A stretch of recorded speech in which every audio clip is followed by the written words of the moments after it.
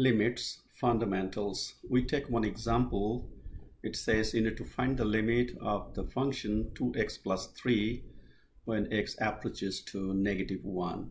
So the first step will be just plug x equals -1 and see what happens. So we replace x by -1 and then it came out like -2 plus 3, which is 1. So it's absolutely okay. So limit of this function when x approaches to -1 is just 1. We'll take another example. So we have our second example. The function is x sine x over 2 and x approaches to pi. So let us plug x equals pi and then see what happens. So we replace x by pi, sine, our x is pi, so it's coming out like this.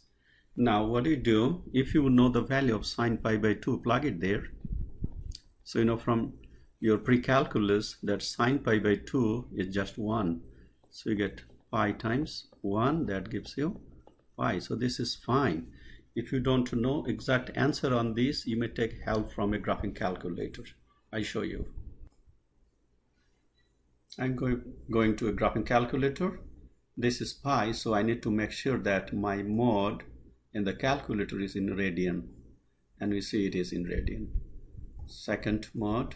Then keep your pi, just look at the value of sine pi by 2. So take your sine and then use pi divided by 2 and you see that it is 1. So that's why you put 1 and my answer is just pi.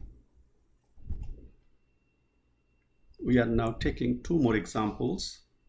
Limit x approaches 1, x squared minus 1 over x minus 1. And the second one is sine x over x when x approaches 0. So we'll see what happens. So when you work out on the problems, replace your x by 1, so you get 1 squared minus 1 divided by 1 minus 1.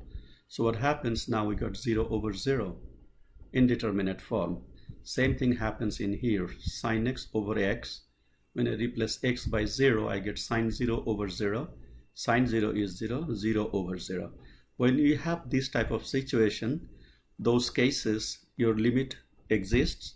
The function is not defined at those points. This one for x equals 1 is not defined. And this one at x equals 0, not defined.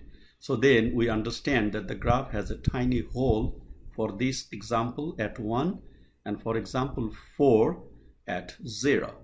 So we need to reach close to that. So see what is the next step. So you can see in this example,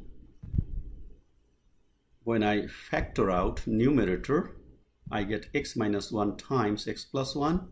In the denominator, I have x minus 1, so we can cancel this term.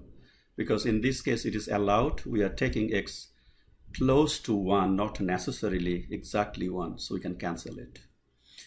Remaining is x plus 1. Replace your x by 1, so 1 plus 1 is 2. Now, this one is a little different. We don't know some simplification on sine x unless you have some advanced knowledge. But we want to see how we can deal with this problem with our knowledge we have learned in pre-calculus. So I'll show you something first using our graphing calculator. So in my graphing calculator, I type my function, which is sine x over x. And then just graph the function. If you want, you can work with the window, make it a little smaller, -2 to +2, and maybe -2 to +2 also here. See your graph look like this. So we are actually investigating close here, so in the left side and on the right side. So you can go to the trace.